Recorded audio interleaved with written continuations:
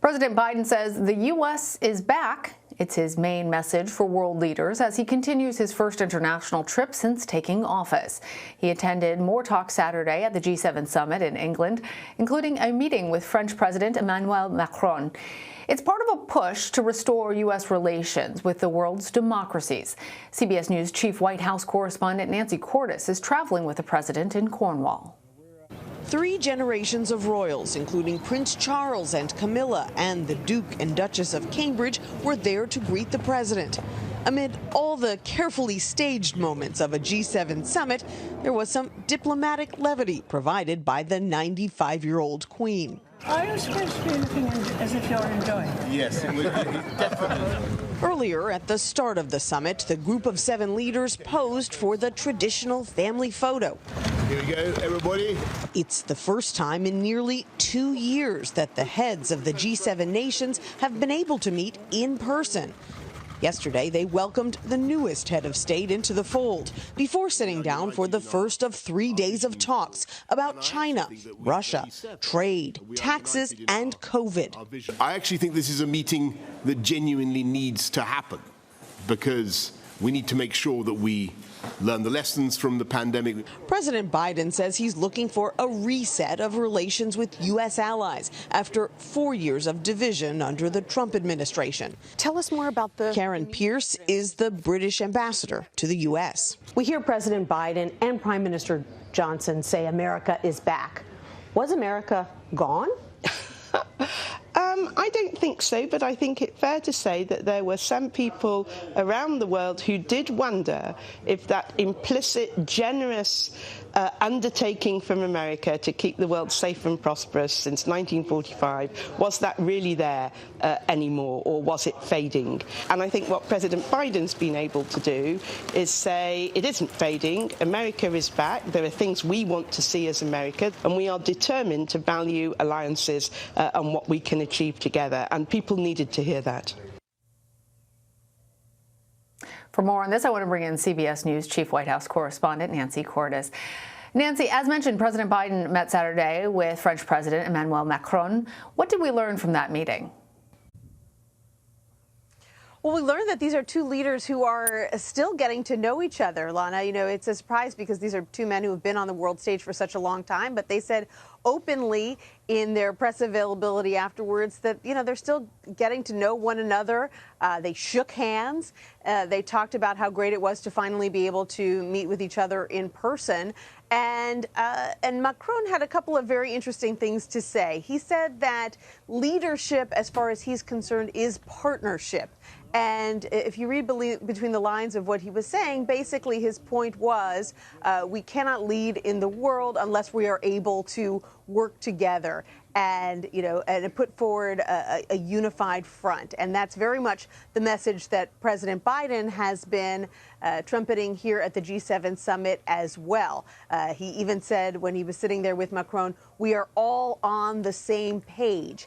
That is meant to show, number one, that the United States wants to reestablish these very strong relationships with other G7 nations, and number 2, that there is a recognition among all of these leaders that for the G7 to have the kind of global influence again that it once had, that you do need to have all the members on the same page, especially if they want to counter some of the growing influence of Russia and China.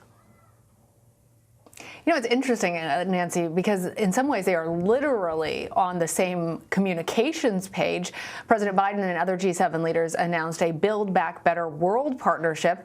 Build Back Better, as our viewers know, and I know you know all too well, was a campaign slogan for the president and a catch-all name for his economic agenda here in the U.S.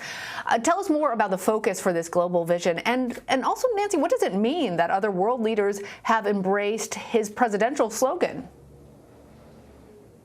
Right. Looks like it's a G7 slogan now. And in fact, there's a little bit of a dispute over who coined the term first, whether it was the UK's Boris Johnson, who is hosting the G7 this year, or whether it was, in fact, a candidate Biden when he was still on the campaign trail. Nevertheless, everyone is embracing it now.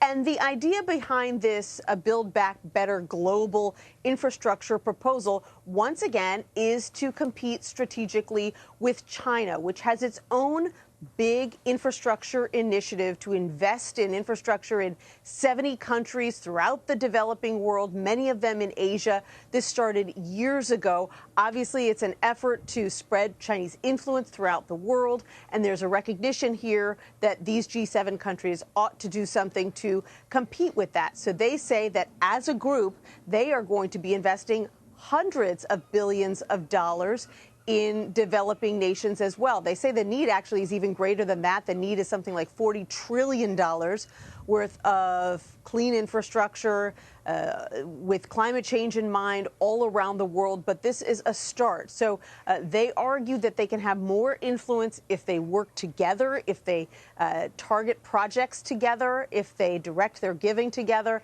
And that's what they're working on. That's what they announced today. You know, Nancy, as the G7 leaders are have in the back of their minds countering Chinese influence, obviously part of what's also in the back of President Biden's mind is his upcoming meeting with Russian President Vladimir Putin. And we're learning a few more details about that meeting, which is set to take place on Wednesday. What more can you tell us? Right. We had gotten some indications privately that at the end of this summit, President Biden was likely to give a solo press conference. He would not appear in a joint press conference the way that former President Trump did with President Putin back in 2017 in Helsinki. That was a press conference that many in the Biden administration consider to be disastrous. They don't want to repeat it. Now it's official.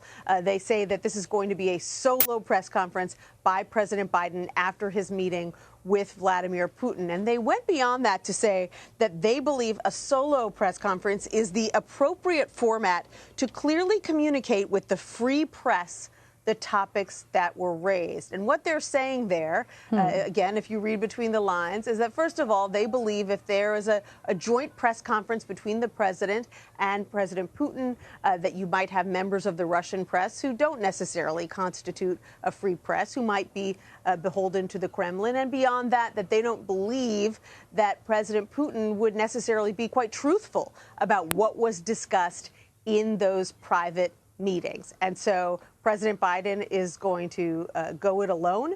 And we now understand that President Putin will most likely be having his own press conference as well. So we could get two very different stories coming out of that meeting about what exactly was said. That's very interesting. And obviously, Nancy, part of the run-up to that is President Biden's participation in the NATO Summit. What else can we expect to see there?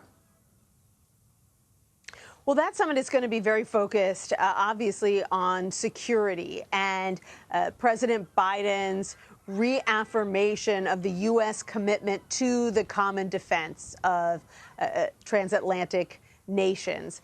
You'll recall that for years, President Trump denigrated NATO repeatedly, questioned the need for NATO, slammed other NATO countries for not paying their fair share.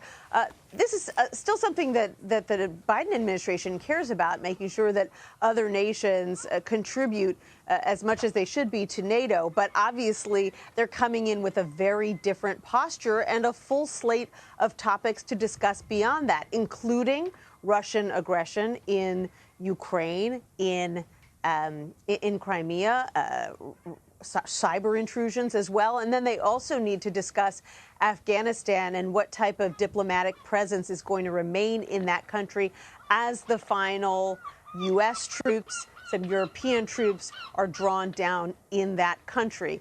And bigger picture, what the U.S. is hoping to accomplish, the Biden administration, in this NATO summit and the G7 summit that's taking place right now, is to send a message to Putin. Look, the United States and its European allies are completely in lockstep. You are outnumbered, and we have a sort of strength in numbers that perhaps the European nations, the White House, didn't quite have to the same degree in the past few years. So President Biden wants to come into his Putin summit with the wind at his sails. The wind at his sails, as we hear the Cornwall gulls flying nearby you. Nancy, thanks so much. You're welcome.